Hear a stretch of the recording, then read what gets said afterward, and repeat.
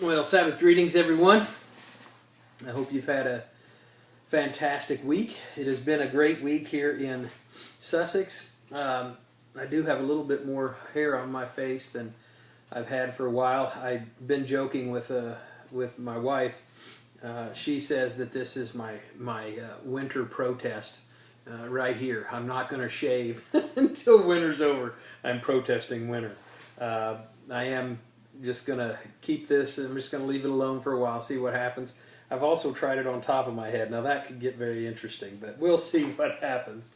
It's just something to do here as it gets colder and colder.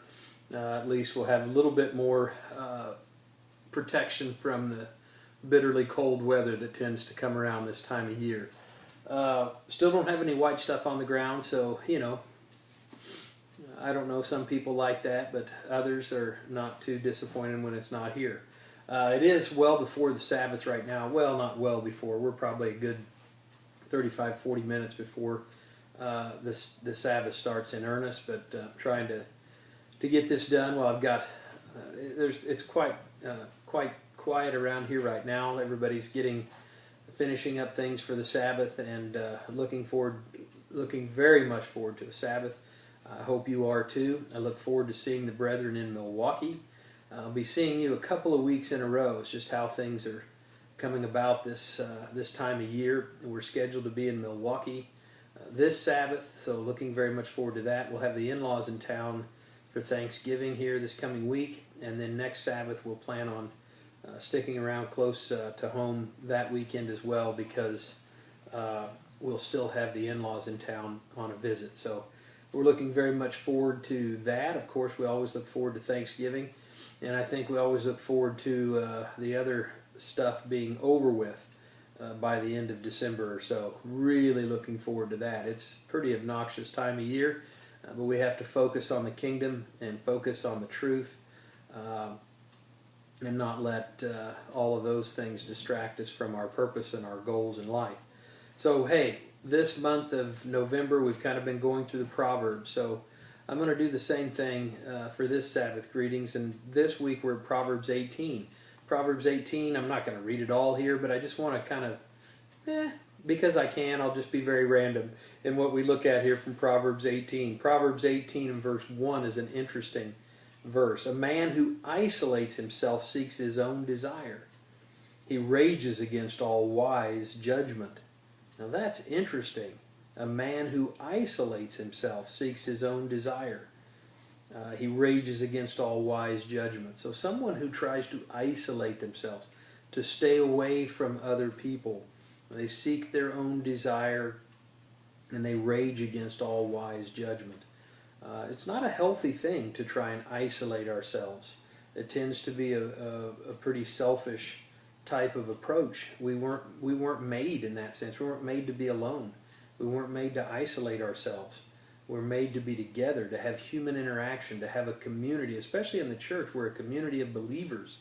We're a family of believers. We are in God's begotten family, and very soon to be born into the family. So it's not wise to isolate ourselves.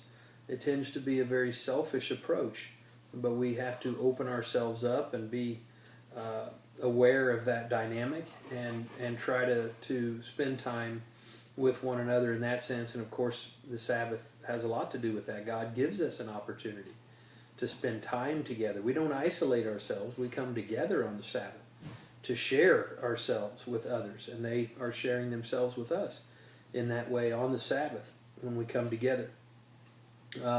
Verse 2, another, I mean, there's so much in the Proverbs. It's awesome. We could spend weeks going through all the implications of these Proverbs. Verse 2 of Proverbs 18, a fool has no delight in understanding, but in expressing his own heart.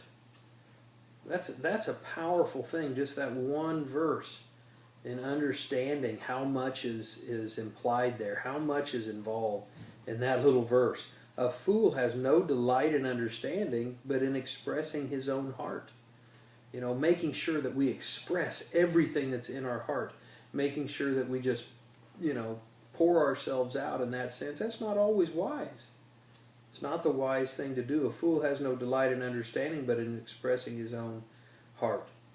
So again, it's more of a selfish approach, and that's what we see a lot if we go through all the Proverbs, and we focus in on that. Again, there's a focus on self, and then a focus on getting our minds and our whole way of thinking off of self and onto others, making sure we don't isolate ourselves, making sure that we don't just, again, there's another proverb, a fool vents all his feelings, but a wise man holds them back. Proverbs 29:11, I believe. I hope I got that right, but that's very quickly becoming one of those very impactful proverbs. It's a very important proverb. Yes, Proverbs 29:11. A fool vents all his feelings, but a wise man holds them back. There's a time to hold back all of our feelings, as verse 2 here says of Proverbs 18, expressing his own heart. It's foolish to just make sure that we just unabatedly, we just vent all of our feelings, vent everything that's in our hearts. It's not wise to do that. That happens to be very foolish in many cases. Verse 4 here of Proverbs 18, the words of a man's mouth are deep waters. The wellspring of wisdom is a flowing brook. And then he says here in verse 6, a fool's lips enter into contention, and his mouth calls for blows. Someone who doesn't control their temper. They're looking for contention. They're looking for a fight in that sense, calling for blows. A fool's mouth is his destruction, and his lips are the snare of his soul. So there are some themes here, even in these first 6-7 verses here of Proverbs. What we say, how we use our lips, what we allow to come out of our mouths is very, very important. A fool's mouth is his destruction, and his lips are the snare of his soul.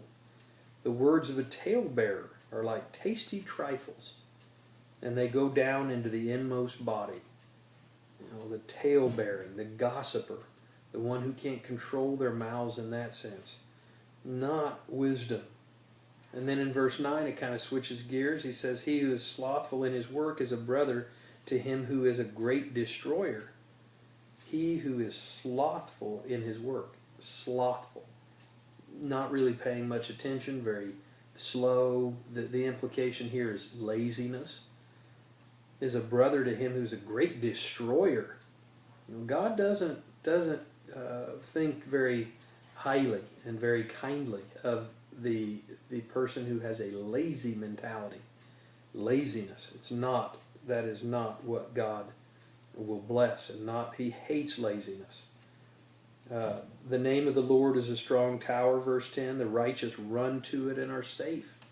The name of the ever-living one. He's the one we run to. He's the one that has to be our strength. We cannot put our strength, our trust, our what we look for in times of trouble. We cannot go anywhere else. It has to be in the living God. That is the key. He is our strong tower. The righteous run to it and are safe. The rich man's wealth is his strong city, and like a high wall in his own esteem. Before destruction, the heart of a man is haughty, and before honor is humility. So haughtiness versus humility. Honor for the humble, and destruction for the haughty. So we're all working on becoming more humble, which is the heart of God. God is very humble. He is full of humility and justice and mercy, and all those things are related. He who answers a matter before he hears it, it's folly and shame to him. We shouldn't just jump to conclusions. We see a whole media and a whole world that's doing that today. Just jumping to conclusions, and people are being destroyed just on the basis of gossip or somebody just saying something. There's a lot of these situations. I know there is proof, but then there are many others where there is no proof, but a person can be destroyed just by the mouth of someone else. What comes out of their lips. Contentious things, accusatory things, gossip, all that type of thing can destroy us.